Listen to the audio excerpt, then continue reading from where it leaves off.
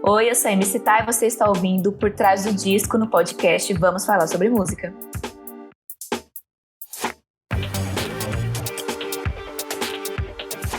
MC Tá já havia mostrado sua criatividade e diferentes misturas de ritmos no excelente Rito de Passar, um dos melhores discos de 2019.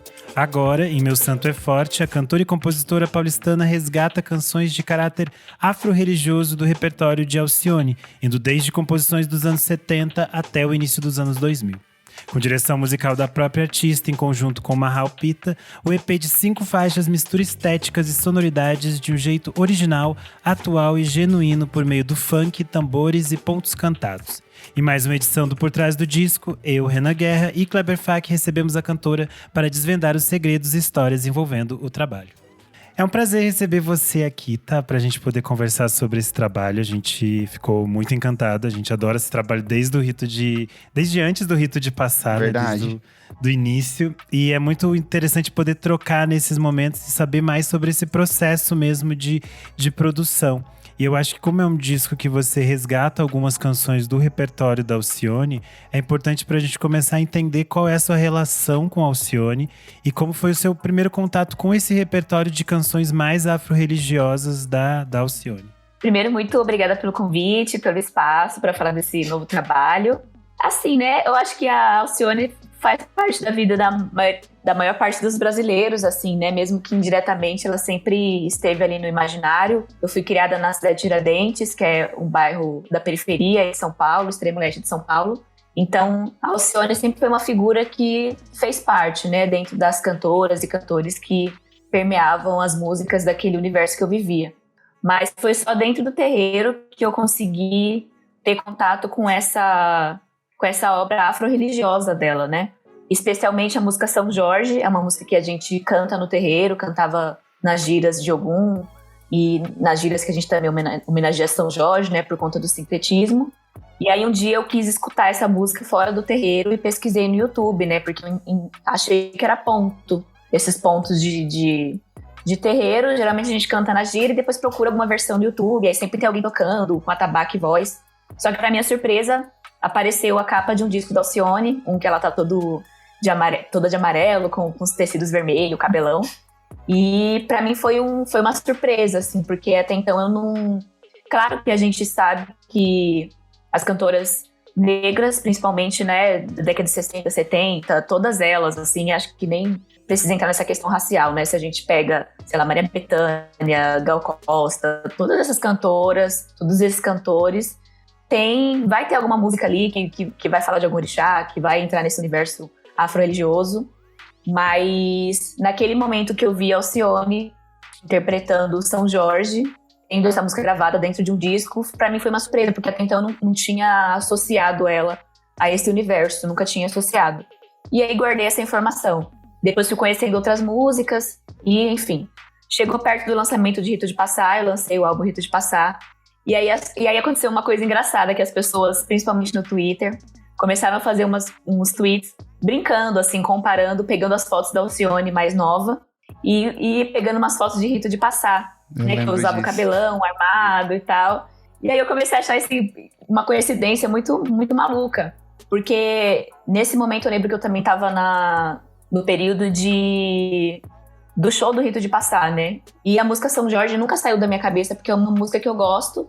E eu sempre pensei em ter ela no repertório do show de Rito de Passar. Só que, enfim, nunca tive alguém que pudesse fazer uma versão pra tocar no show e tal. Eu também não tinha uma banda exatamente, né? Eu ainda tava migrando da coisa do MC tá voz base pra alguns instrumentos. E aí também guardei essa informação, né? Da galera começar a levantar essa semelhança minha e da Alcione. E aí eu acho que também esteticamente, né? Mais do que eu parecer com a Alcione, eu acho que uma questão estética, né? E aí quando foi em agosto do ano passado, nesse final de pandemia, eu comentei com o Mahal Pita, que é quem tá dirigindo meus shows e quem fez a direção e a produção musical do EP, que eu tinha essa ideia de que eu queria regravar a faixa São Jorge e refazer a capa, igual a capa do disco da Alcione, porque eu acho que seria uma coisa legal, porque já levantaram essa comparação estética. Que legal. E aí, no mesmo dia, a gente começou a destrinchar esse projeto, tipo, mas se a gente não vê outras músicas, escolhe outras músicas, faz um EP, faz um projeto maior. E tudo foi basicamente resolvido em um dia, assim. A gente abriu o Spotify e aí a gente começou a vasculhar, assim, as músicas, os álbuns dela, as músicas que mais saltavam os olhos e as que eu já conhecia. E aí a gente montou um repertório de 6 músicas. Uma ficou de fora, que aqui ia entrar era Ilha de Maré também. Mas aí a gente, né, entendeu depois que não, já bastava 5. E foi dessa forma, assim. Foi um processo de ir guardando informações mesmo, até chegar num produto final. Mas nunca tive essa ideia de vou gravar Alcione, sabe? Sim, legal. Vou fazer esse EP. Eu acho que a ideia foi crescendo mesmo. Foi orgânico, né? Sim. E principalmente depois desse período pandêmico, assim, né? Que eu acho que não fazia sentido eu já voltar à pandemia com um álbum novo, até porque Rito de Passar era um produto, embora ele tenha 3 anos, quando começou a pandemia ele tinha Foi 6 meses só de né? lançado. É. O Brasil vive hoje uma série de ataques contra terreiros e entidades religiosas relacionadas à Umbanda, a Candomblé, muitos deles ataques orquestrados por entidades religiosas, principalmente grupos neopentecostais. Você sente que de alguma forma esse trabalho em cima das temáticas que você aborda e que você já vinha abordando no Rito de Passar, você sente que ele é de alguma forma uma resposta a isso tudo? Sinto, com certeza.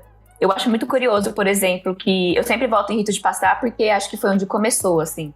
Quando eu lancei Rito de Passar, eu não tinha ideia de me tornar uma cantora que ficasse exatamente conhecida por levantar uma bandeira sobre a Umbanda, né? Uhum. Tanto que a Umbanda passa por mim porque é uma coisa que eu vivo e é uma coisa que eu não escondo. Então, ela flui naturalmente ali dentro do meu trabalho, dentro das minhas redes sociais, que é onde meu trabalho, né, é o espaço que eu tenho para divulgar meu trabalho, falar um pouco da minha vida pessoal. E no Rito de Passar eu tentei ser uma artista mais diversa possível, porque eu nunca... Para mim, eu acho que não é interessante eu ser uma artista só pop, ou uma artista só de música brasileira, ou uma artista que só canta música romântica. Para mim é interessante que eu possa explorar vários temas. Uhum. Então, em Rito de Passar, eu tentei ser o mais diversa possível. E é engraçado, porque de todas as músicas, uma música só, que é a Rito de Passar, eu falo de uma forma até um pouco mais metafórica, né? Dessa questão dos orixás, das energias, do tempo, né? Dessa questão mais afro. E é exatamente por conta dela que eu fiquei, né, que eu conquistei esse espaço, assim, de respeito dentro das comunidades de terreiro, das comunidades de axé. Então, esse EP também é um presente, assim, para essas pessoas que me abraçaram e também é uma resposta para esse atual Brasil, né?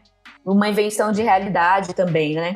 É o que eu disse, a gente tem essas cantoras todas, Leci Brandão, Alcione, Ivone Lara, Clara Nunes, que já falavam disso em outro tempo, que tinham espaço nas rádios, que tinham espaço nas TVs. E o que aconteceu é que hoje em dia a gente não tem mais esse espaço, né? O único espaço que a gente tem, quando aparece, é para falar da desgraça, né? Que o terreiro foi invadido e pegou fogo. Fulana perdeu o olho porque o vizinho não gostou que ela estava ouvindo música de macumba e deu uma facada nela. Então... Só que a gente nunca tem, parece que não existe mais esse outro lado da gente conseguir, de alguma forma, se mostrar e normalizar a nossa presença, a nossa cultura. Então, acho que sim, é uma resposta, né? Principalmente eu fico pensando na galera jovem de terreiro, né? Sim. Eu sempre falo nas entrevistas que quando eu entrei no terreiro há 6 anos atrás, meu terreiro tinha mais pessoas velhas do que jovens. E eu sentia que ainda tinha essa resistência, assim, ninguém jovem queria estar dentro de terreiro ou dentro de igreja, sei lá, qualquer outra religião. O pessoal era meio careta, assim, tipo, vou estar perdendo meu final de semana pra estar aqui em religião.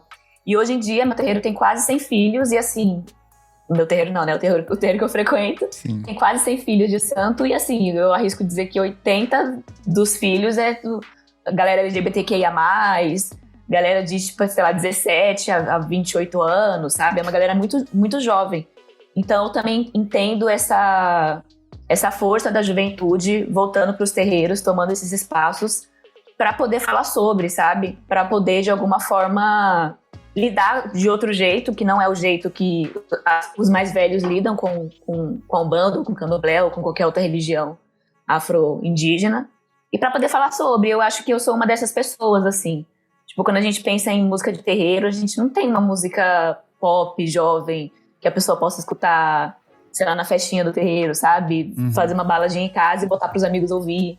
Tem muita, claro, né? Existe uma discografia imensa de música de terreiro, cantoras, mas o pessoal já é mais, né, mais velho, é outra linguagem. Então, esse EP tinha essa preocupação também de trazer uma linguagem mais contemporânea para esse universo. Legal. E era uma temática, um universo que você já vinha explorando, né, no Rito de Passar. E aí eu queria entender para você como você vê essas similaridades e diferenças entre esse EP e o Rito de Passar.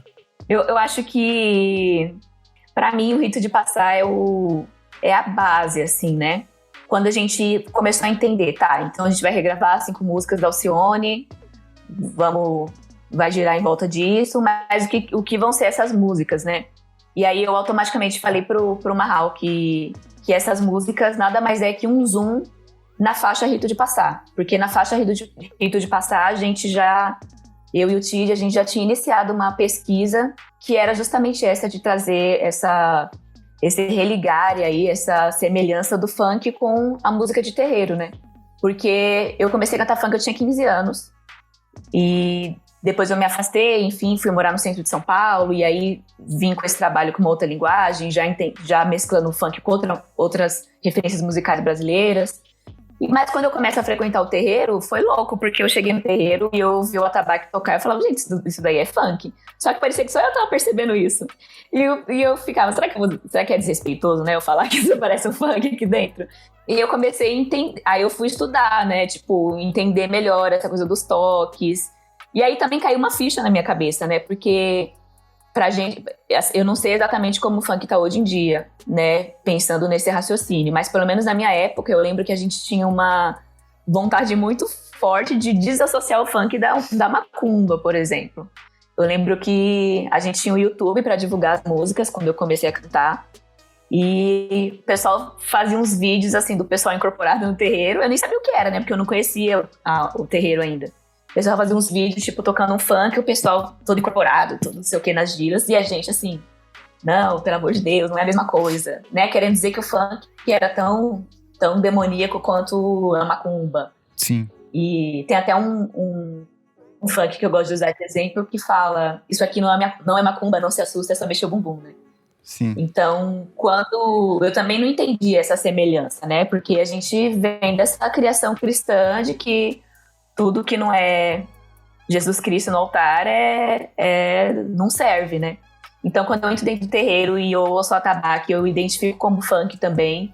E eu já naquele momento tendo um repertório para ter uma abertura e estudar e entender, eu achei importante, assim, trazer essa pesquisa dentro do meu trabalho. E aí é isso, eu acho que o EP, Meu Santo é Forte, é o aprofundamento de uma pesquisa que já foi feita em Rito de Passar. Tanto que a produção musical dele inteira gira em torno disso, né? Do universo do baile e do terreiro. E elementos que tanto acontecem dentro do funk quanto acontecem dentro de um terreiro, né? Musicalmente falando. Legal. Você falou bastante do seu processo de pesquisa musical, mas eu queria mergulhar um pouco na questão estética, porque você ficou bastante conhecida na época, principalmente no Rito de Passar, por ter pensado numa imagem para cada uma das músicas. Você tem um refinamento estético muito grande. Eu queria entender como que funciona esse seu processo de pesquisa visual e que você pudesse descer um pouco para essa decisão estética do processo criativo do Meu Santo é Forte, dessa substituição do vermelho para prata. Como que funciona? Você tem, sei lá, um board no Pinterest onde você vai colocando suas referências, tem um bloquinho de notas. Como que funciona para você? Olha, eu sou bem bagunceira, viu? Sou muito bagunceira. Eu acho que as pessoas que trabalham comigo são mais organizadas. Eu fico brincando que eu trabalho muito intuitivamente, né? Sim. Exemplo, tem um clipe o espelho que eu uso. Não sei se vocês já foram no meu show, mas eu uso um espelho que é todo cheio de caco e tal, que eu uso numa música específica, Oceano. Eu sonhei com ele, aí eu construí ele. Aí tem um clipe que eu tô com um acessório na cabeça, eu também sonhei com ele, aí falei eu trabalho com, quem trabalha muito com imagem comigo é o Vitor Nunes, né, que é um artista paraense, que também já fez as primeiras coisas do primeiro álbum do Jalu. Na verdade, ele era amigo do Jalu, e aí a gente se conheceu e ele ficou trabalhando comigo, trabalha comigo até hoje, ele que faz a concepção artística e a direção de arte, então... E a gente já tem uma troca muito boa, assim, dele entender meu processo, e a partir das coisas que eu vou pensando, ele desenvolve pra mim. Mas é tudo muito intuitivo, assim. Por exemplo, essa coisa do vermelho e branco dentro do rito de passar foi muito natural. Eu tava produzindo o álbum, eu e o Pedro, e aí um dia eu fui na casa da minha mãe, ela falou, você tá gostando de vermelho ultimamente, né? Eu falei, não, ela tá sim, cara, você tá gostando de vermelho, suas panelas são vermelhas, você comprou um sofá vermelho, não sei o que é vermelho. E aí eu comecei a observar na minha casa, tava tudo vermelho. E uma coisa que eu não tinha reparado. E eu exatamente nesse momento tava pensando numa cor pra ser a cor de rito de passar. Eu já usava branco nos meus shows, já tinha esse costume. E aí eu tava tentando entender essa nova concepção, assim, de cor. Porque eu gosto de me referenciar através das cores, por exemplo. E aí, quando minha mãe me alertou pra isso e eu percebi que eu tava usando vermelho em tudo, eu falei, é isso, né? Branco e vermelho. E aí, mais pra frente, que eu fui começar a entender o porquê do branco e vermelho, um dia me veio isso, né? De que o vermelho é uma cor ingrata, né? Quando você tá de vermelho num lugar, só dá você. E o branco é uma cor acolhedora, então seria meio que os dois contrapontos juntos, assim, né? Tipo, a cor que é ingrata e a cor que também acolhe. Sim. Então, são processos que eu vou entendendo. E aí, eu gosto muito dessa coisa de trazer a imagem com o que eu canto, né? Então, a gente sempre começa através das fotos. Eu e o Vitor, a gente já desenvolveu esse jeito de trabalhar, que tudo que a gente lançou até agora, a gente gosta de fazer uma foto para cada música, para tentar traduzir um pouco do que aquela música representa, trazer outros aspectos também, né, visuais. E depois a gente sempre gosta de trabalhar isso nos clipes, né? E aí no clipe entra o Rodrigo de Carvalho, que é um diretor de audiovisual, incrível. Eu falo, amigo, você faz tudo, né? Ele grava o clipe, ele dirige o clipe, ele faz o efeito especial, ele faz o 3D. Nesse projeto foi ele que fez as fotos. Acho que foi a primeira sessão de fotos dele, oficial. Nossa, incrível. Ele é incrível. E aí a gente já tem esse triozinho aí que a gente trabalha há um tempo e que a gente se entende. Aí um começa a escrever o roteiro, o outro termina. Aí um dirige, o outro dirige também, o outro participa da concepção de imagem. Então a gente já tem essa divisão bem legal, assim. Sim. E foi com o Rodrigo e com o Vitor que vocês produziram o Clima Quente Show, né? Que é esse visual do disco que remete ao Alerta Geral, um programa que a Alcione apresentava na Globo entre o final da década de 70 e início dos anos 80. E foi uma opção também sua, né? De nesse trabalho não ter clipes, mas ter esse projeto audiovisual. Isso. Eu fiquei pensando em algum produto audiovisual que eu pudesse adicionar informações, né? Eu acho que pela complexidade do projeto, por exemplo, se eu fosse regravar ele de hoje, eu já ia regravar ele com mais informações, porque esse projeto foi bem maluco, assim. Ele começou meio de cabeça para baixo. A gente gravou o vídeo antes de terminar as músicas, por exemplo. Então, ele foi todo assim, ao contrário. Mas eu entendi que era para ser desse jeito mesmo. Mas se a gente tivesse finalizado tudo e depois fosse para gravar o vídeo, ele já ia ter um conteúdo bem diferente, assim, porque com a feitura dele foram aparecendo muitas coisas, né? Essa questão dos casos de aumento de intolerância religiosa, do atual Brasil do jeito que tá, da associação do funk forte com a igreja evangélica nas periferias, né, que aí já bate de frente com aquilo que vocês falaram sobre, né, a repressão que os terreiros sofrem, principalmente de igrejas neopentecostais. Essa ligação do funk com o terreiro, que é indireta ainda, né, que é uma relação ainda meio assim, um de costas para o outro, enfim. Então, muita coisa foi aparecendo nesse projeto. E aí, quando a gente pensou num material audiovisual, pensamos em um programa de auditório, porque aí eu podia também trazer informações do projeto, adicionar outras coisas lá, né? Como, por exemplo, né, a Salve entrando como colaboradora do vídeo, a venda dos vinis, Rito de Passar, a própria divulgação do EP. Então acho que fez sentido, assim, de ser do jeito que foi, pensando nesse espaço também de criação de um imaginário, né? Porque a principal ideia foi, já que eu não vou ter um programa para lançar esse material, eu vou criar o meu programa. Incrível. Sim.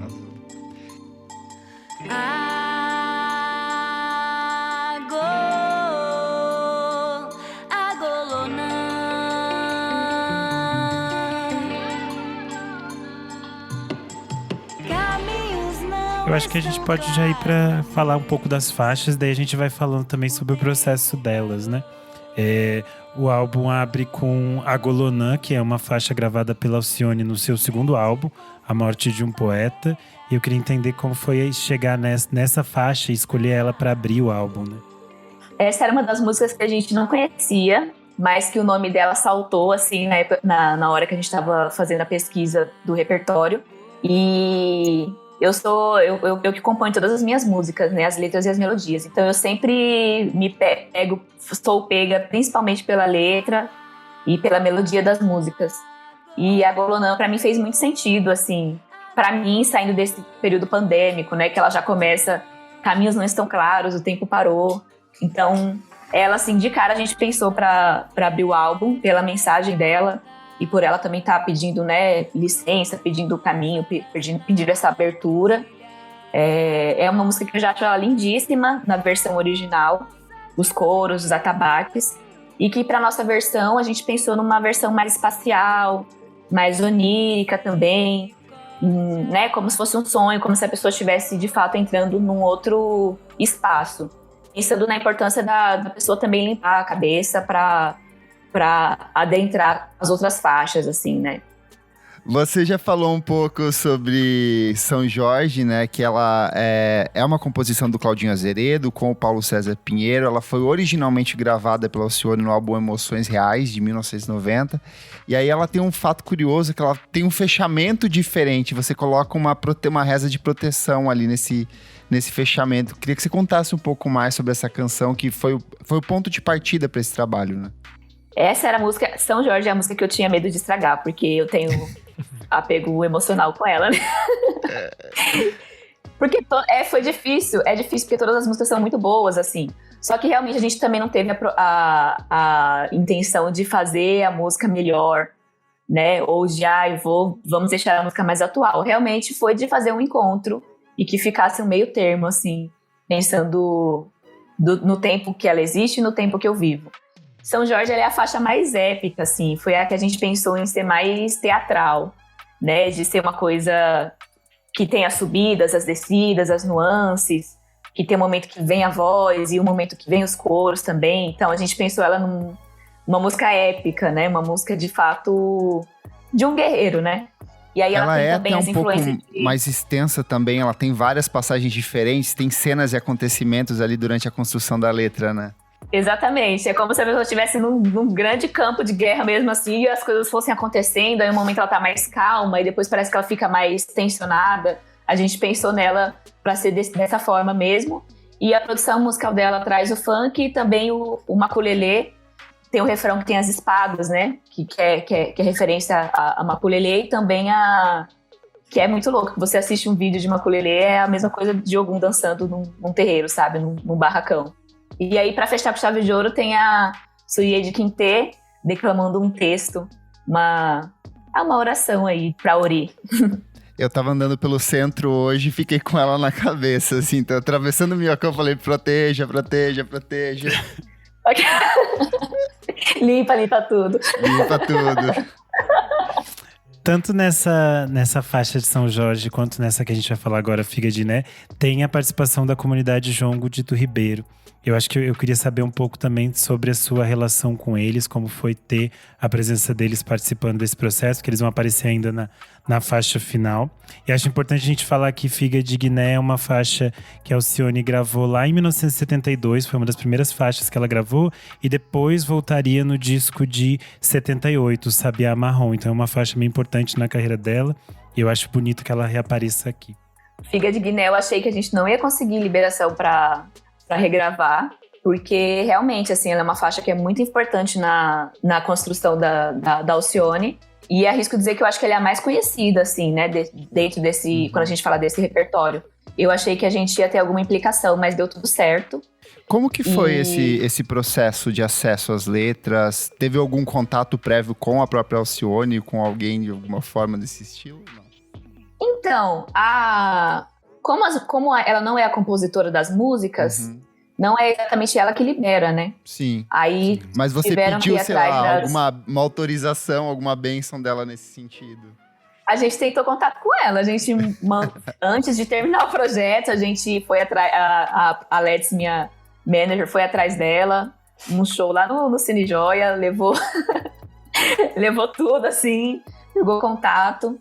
Mas tipo, quem cuida pelo que a gente entendeu, quem cuida da carreira dela é a irmã dela. Então é outro tempo, assim. A galera tava indo pra turnê internacional. Aí esses dias, turnê na Europa. Aí esses dias ela operou também. Ela ficou doente, mas ela andou vendo uns stories aí.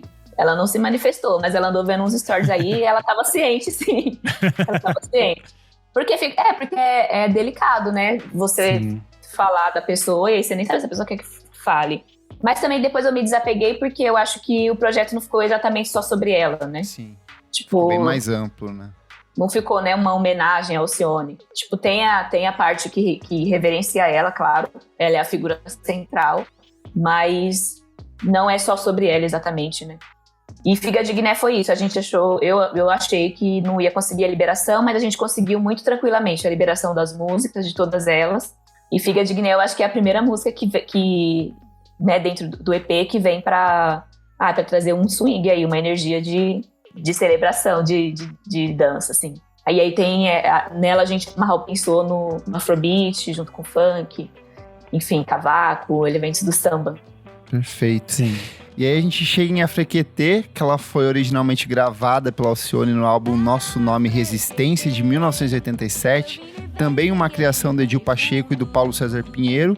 E ela tem um acréscimo aí de um outro produtor, que é o Mussal, que é um nome bem conhecido aqui da cena trap, funk brasileira de maneira bem geral, né? Como que foi a criação dessa faixa aí em parceria com ele? Eu vim levei sem querer, mergulhei fundo.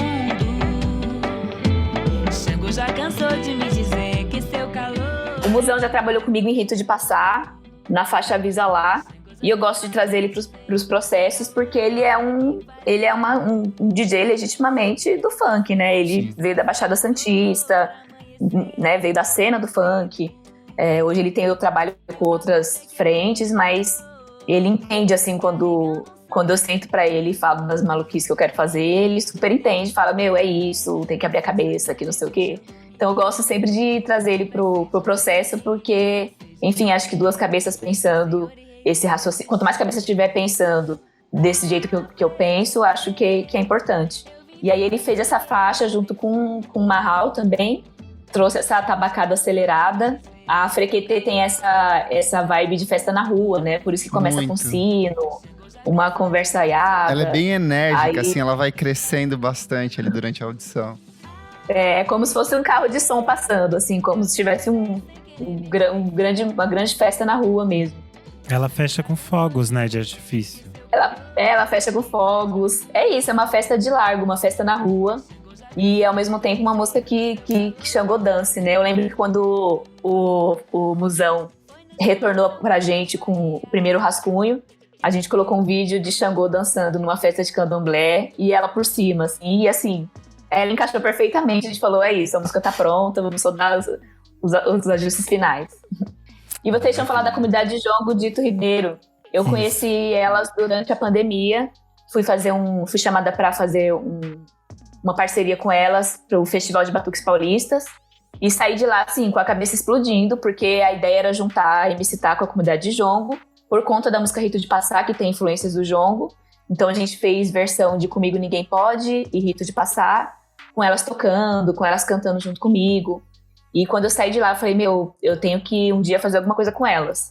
E nem sabia que ia ter o EP. E no processo do EP, uma das estéticas que a gente quis trazer pra dentro do EP, que também é de terreiro e que também é do funk, é essa coisa de todo mundo cantar junto, né? Essa coisa do coro, de todo mundo bater palma, enfim, celebrar, cantar. E aí, na hora eu pensei nelas, assim, e consegui fazer com elas 3 faixas. E a gente tem uma relação muito boa. Eu queria tanto poder ter coro no show, sabia? Ia ser incrível. Lindo. Nossa, mas eu queria ter umas senhoras, eu acho. Elas retornam agora na faixa final, né, que é Corpo Fechado. que é talvez a faixa mais recente do disco, que ela aparece em 2005, no álbum Uma Nova Paixão, da Alcione. E ela começa com um sample, né, que fala que é uma criança falando que tá com piolho. Eu queria entender um pouco. Então, essa criança, ela também é uma participação, é o Luan Manzo, que é uma criança de 8 anos, que também faz parte de uma comunidade de terreiro, quilombola, lá de Belo Horizonte. O Luan, eu conheci ele por conta de vídeo de internet. Um dia apareceu no meu Instagram um vídeo dele cantando. É um vídeo que ele fez, assim, um vídeo selfie, que ele fala: hoje é aniversário do Carlinhos Brau, e eu vou cantar uma música em homenagem a ele, pro santo dele, que ele é de Omolu também. E aí ele começa a cantar. E aí ele todo banguelinho, assim, com a boca toda de banguelinha. Muito fofo. E aí esse vídeo me cativou muito, assim. Toda vez eu salvei esse vídeo, toda vez que eu tava meio pra baixo, eu ia assistir esse vídeo e parecia que renovava a minha esperança no mundo, assim. E aí, quando chegou pra gente fazer a faixa Corpo Fechado, a música já tem isso, né? De falar de vovó e tal. Sim. Que a avó foi saravô. Pra ela, ao contrário de Afrequetê, que é a festa na rua, Corpo Fechado, pra gente, a gente pensou num universo que fosse uma festa dentro de um barracão, uma festa dentro do terreiro, aquele momento que acaba a gira e todo mundo vai conversar, vai ouvir música, vai cantar junto, vai celebrar. Então, a gente pensou nessa estética pra ela, né, pensando no universo. E aí eu fiquei com isso na cabeça, eu falei, nossa, eu acho que podia ter uma voz de uma criança nessa música. Né, como se essa criança estivesse ali naquele bolo todo, passando ali nesse ambiente. E aí eu lembrei do Luan Manzo, e aí eu fui procurar mais vídeos dele. Aí eu achei esse vídeo, que é um vídeo que ele tá atuando. E aí ele tá fingindo que ele é a mãe dele, brigando com ele. Depois eu posso mandar. Ele fica... Você pegou o piolho agora? Ele tá fingindo que é a mãe dele, aí depois ele finge que é a avó dele matando o piolho. Eu falei, gente, esse áudio é perfeito. Eu jurava que era algum trecho de um filme dos anos 70 brasileiro, alguma coisa perdida, porque ela tem um ruidinho ali no começo e parece alguma coisa recortada, assim. Achei muito incrível. Parece. Eu acho que é uma... Eu acho que é o do álbum do MC. Eu acho que é do álbum do Emicida, que também tem uma voz que parece muito com essa voz dele, desse coisa. Mas é isso, aí é um vídeo dele, aí eu fui conversar com a família dele, aí a família dele, né, falou que ele gostava muito de mim, e aí eles... permitiram que eu usasse esse trecho. E eu pude ir lá no quilombo deles. Aí o pessoal armou uma festa, que era tipo uma amostra de talentos. Que aí o intuito da festa era que era o primeiro show do Luan e eu era convidada. Aí eu fui e cantei no show dele. E a gente não tinha lançado o EP ainda, então a gente meio que lançou essa música lá nesse dia. Aí foi muito fofo. E ele canta no coro também, na faixa Corpo Fechado. Maravilha. Eu acho que a gente passou por todas as faixas, né? Foi uma conversa maravilhosa. Eu acho que isso só expande o álbum e mostra todas essas complexidades desses diálogos que você costura aqui, né? Eu acho isso muito interessante. E a gente quer te agradecer pela participação e convidar que você deixe as suas redes sociais, dizer onde as pessoas te encontram, onde te ouvem, te acham. Bom, gente, vocês me encontram no Instagram, @mctar, no Twitter e no TikTok. Me siga no TikTok, que agora eu vou... eu vou ser influencer. E muito obrigada a vocês pelo convite. Espero voltar, espero que a gente se veja pessoalmente também. E muito obrigada pelo espaço, de verdade, foi muito divertido. Esse programa é um especial do podcast Vamos Falar Sobre Música. Você pode apoiar a gente no padrim.com.br/podcast VFSM. A partir de R$5 você tem acesso aos programas com bastante antecedência. Esse programa aqui, os nossos madrinhos e apoiadores já ouviram antes, especialmente. E aí você tem acesso também a outros conteúdos especiais. Eu sou o Renan Guerra, _Renan Guerra no Instagram e no Twitter. Eu sou o Kleber Fak, @Kleber Fak em todas as redes sociais. E até a próxima. Um abraço. Obrigada, até a próxima.